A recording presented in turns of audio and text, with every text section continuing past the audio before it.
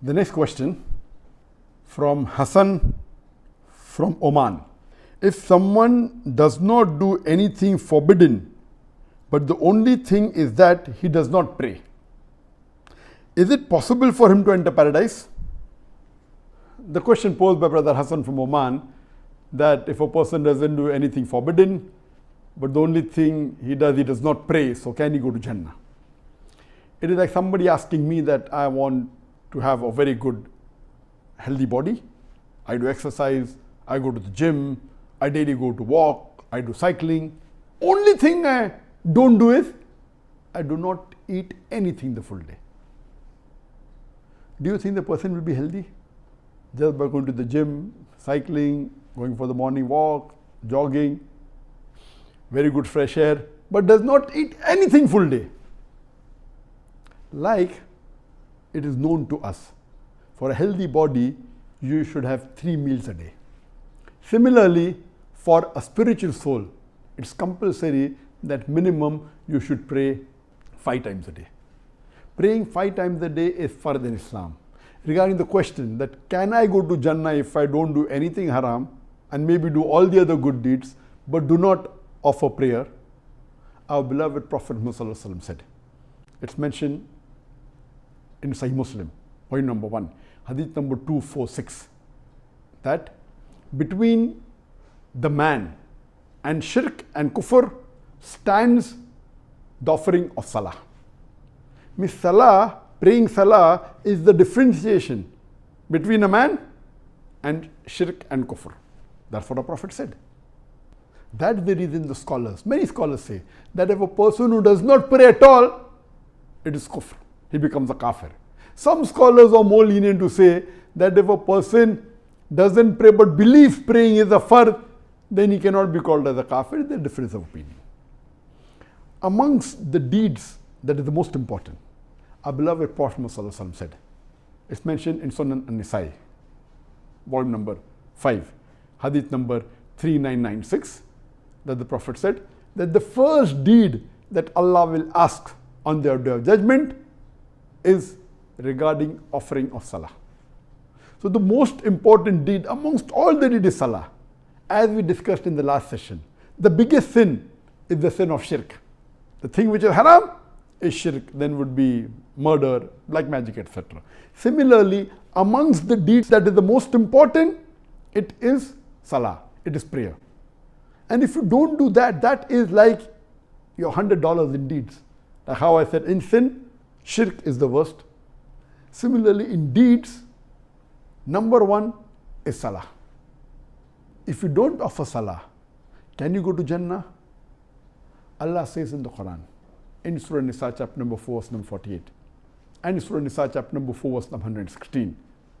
If Allah pleases, He may forgive any sin, but the sin of shirk, He will never forgive. Yes, if after committing shirk, if you repent, ask for forgiveness and stop it, inshallah Allah will forgive that also. But if you die as a mushrik, without asking for forgiveness, without leaving shirk, you are destined for hellfire. There is no forgiveness. The most important deed to be done is salah. If you don't offer salah, the chances of you going to Jannah is very minimal, very negligible. If Allah wishes to forgive you because you have not done shirk, Allah may forgive you. Possibility is there, probability is not there. Possibility? Yes, but very low, 0.0001%. Because that is the most important deed. If you do something else and if Allah is pleased with you and Allah wants to forgive you, there is too much of ifs and buts. The person cannot take the risk. We are undergoing the final examination. This is the test for the hereafter. You cannot take that chance. And if you analyze, if I ask you a simple question, there is a human being who everyone is saying, oh, is so grateful, he's such a good human being, and he is looking after other people, he is going and helping the poor, and he's loving everyone else. And when you closely go and analyze, you realize that he had a mother and father who were very loving, who took care of him, who looked after him, and who educated him, gave him good clothes, and then he became rich. But later on, he doesn't take care of his parents at all. He's not even going and meeting them for years together. He's not thanking them. So how will you call him a good human being just because he's helping the poor? But the main people, main two human beings, his parents, mother and father, who took care of him, gave him the education and brought him up. Because of that, why today he's got a good job. And he neglects them, doesn't meet them, doesn't care for them, doesn't go and even say, how are you? For years together. How can you call him a good human being? Now compare the parents and Allah. Allah subhanahu wa ta'ala is our creator. In salah, we are thanking Allah subhanahu wa ta'ala.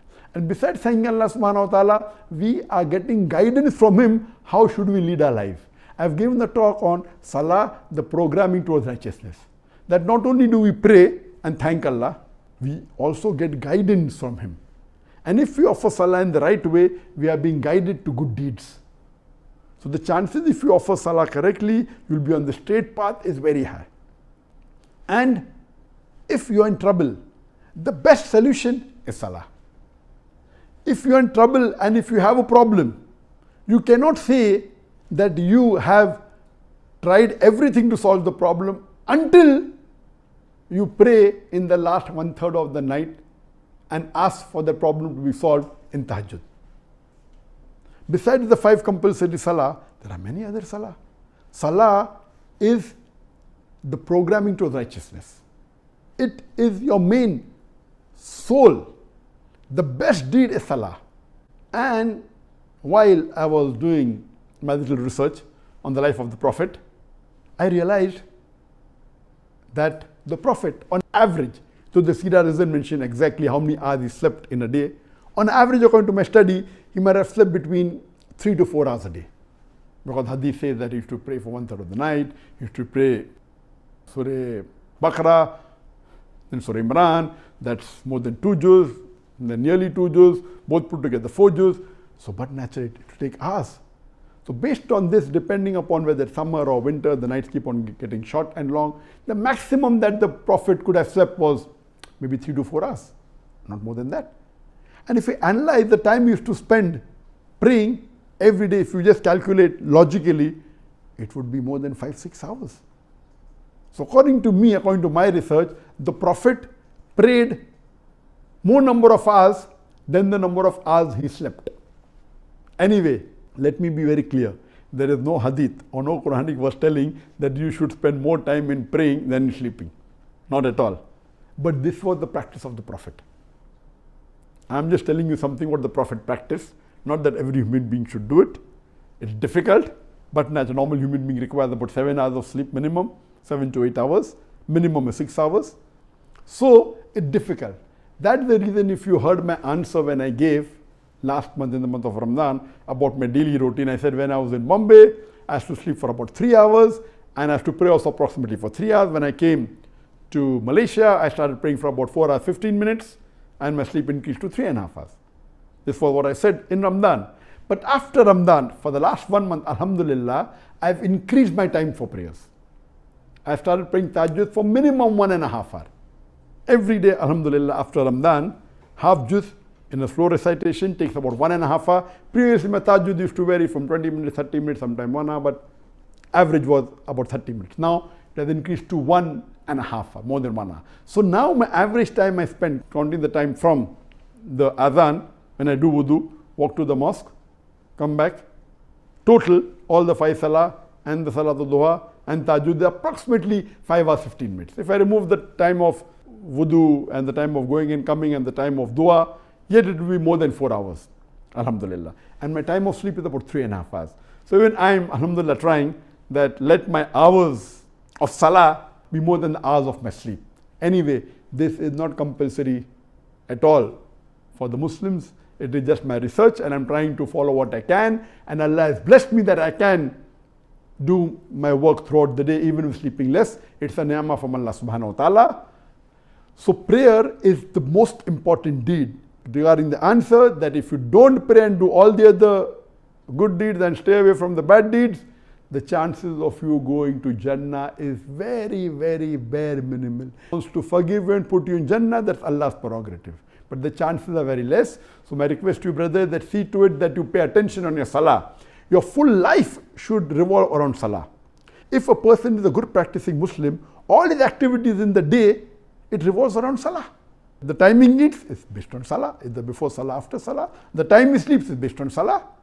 The appointment he gives to anyone is based on salah. So those people who are practicing Muslim and see to it that they offer salah 5 times a day in Jamaat in the mosque, their whole daily routine revolves around salah.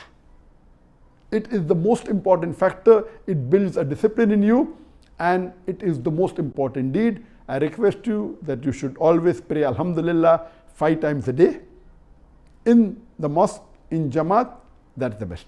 Hope that answers the question.